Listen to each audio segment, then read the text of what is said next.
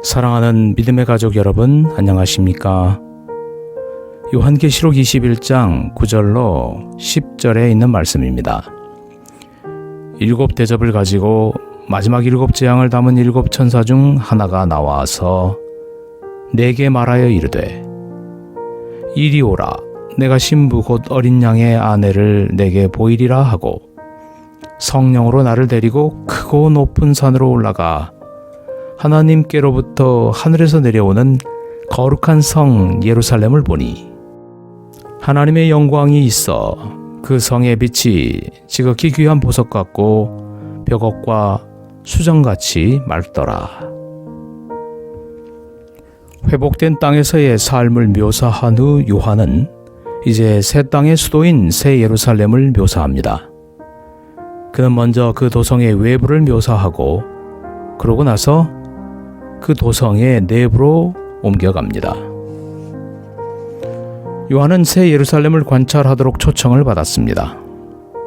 천사는 새 예루살렘 성을 신부 곧 어린 양의 아내라고 일컫고 그 준비한 것이 신부가 남편을 위하여 단장한 것 같더라라고 했습니다. 구약에서 지상의 예루살렘은 하나님을 위해 화려하게 단장한 신부라고 칭해졌습니다. 요한계시록 19장 7절로 8절에는 그 동일한 은유가 하나님의 백성에게 적용되었습니다. 새 예루살렘과 하나님의 백성은 동일시되고 있습니다. 새 예루살렘은 실제적인 사람들이 거주하는 실제적인 장소입니다. 그 도성과 그 안에서의 삶은 우리의 이해를 넘어서는 것이고 인간의 상상을 초월하는 것입니다. 바울은 하나님이 자기를 사랑하는 자들을 위하여 예비하신 모든 것은 눈으로 보지 못하고 귀로 듣지 못하고 사람의 마음으로 생각지도 못하였다라고 고린도전서 2장 9절에 기록하면서 우리에게 어떠한 상상의 언어도 하늘의 실제를 표현하기에는 부적합하고 불충분함을 말하고 있습니다. 그래서 하늘은 상징적 언어로 묘사되었습니다.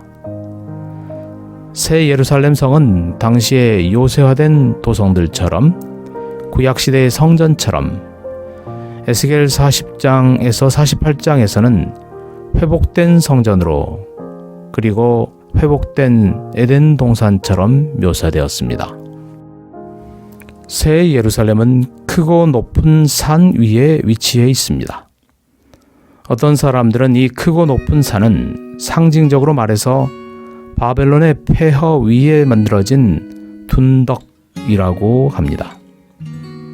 전에 파괴된 도성의 둔덕 위에다 도성을 재건하는 것은 고대에 잘 알려진 행습이었습니다. 새 예루살렘이 그 화려한 영광과 함께 솟아오르는 곳은 말하자면 마지막 때에 바벨론이 멸망하고 난 후의 폐허 위입니다. 이 장면이 나타나는 목적은 마지막 때의 배도한 체제에 대한 하나님의 궁극적인 승리를 확인하는 것입니다.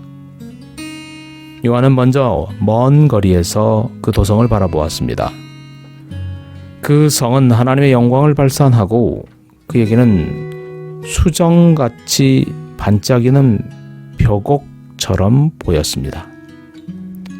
구약시대의 성전에서 하나님의 영광은 그분의 임재를 의미했습니다. 새 예루살렘은 12개의 문, 사방으로 각각 3개의 문이 있는 높은 성곽으로 둘러싸여 있고 문에는 12천사가 있었습니다. 이것은 에스겔의 이상 가운데서 본 성전에 대한 기술과 흡사합니다. 각 방향의 문이 있었으므로 사람들이 어느 방향에서든지 성 안으로 들어올 수도 있었습니다. 이것은 그 도성의 우주적 범위 또 보편적 성격을 말해주는 것입니다. 예수님은 많은 사람이 동서남북에서 와서 하나님의 나라의 식탁에 앉으리라고 말씀하셨습니다. 이 예언은 모든 사람이 하나님의 임재에 제한 없이 가까이 갈 수 있는 새 예루살렘에서 성취될 것입니다. 어느 방향에서든지 들어갈 수 있는 새 예루살렘 성에 우리도 들어갈 수 있기를 소망합니다.